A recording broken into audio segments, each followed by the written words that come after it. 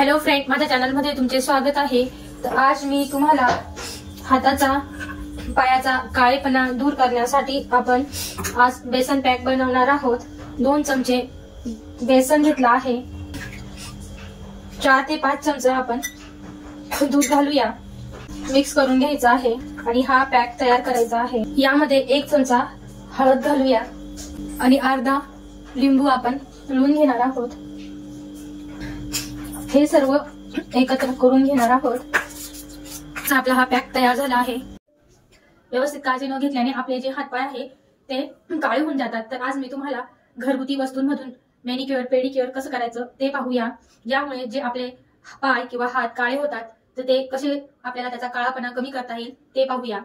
काही वेळेस लेडीज पायाचा हाताचा काळेपणा काढण्यासाठी पार्लरमध्ये जातात आणि बरेच पैसे पार्लरमध्ये देतात, पण पायाचा किंवा हाताचा पेडिक्युअर केल्याने त्याचा काळापणा जात नाही एकदा केल्यामुळे, आणि पार्लरमध्ये खर्चही खूप येतो।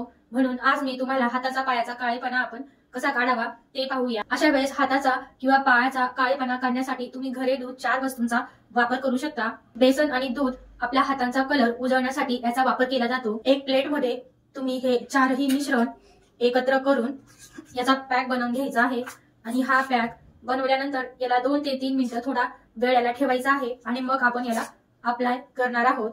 हाताला लावून घेणार आहोत। लावल्यानंतर आपल्याला हा 25 ते 30 मिनिटं ठेवायचा आहे। 25 ते 30 मिनिटांनंतर हा पॅक आपल्याला वॉश करून घ्यायचा आहे। हा पॅक मी 30 मिनिटं राहू देणार आहे, मग आपण गुनगुन्या पाणीने याला वॉश करून घेणार आहोत। 25 ते 30 मिनिटं झालेले आहे। पॅक आपला छान सुकला आहे। गुनगुन्या पाणीने हे पॅक धुवून काढणार आहोत। वॉश करूया। किती छान असं आपलं हे मॅनिक्युअर झालेलं आहे। असंच तुम्ही तुमचा पायाचं सुद्धा करू शकतात।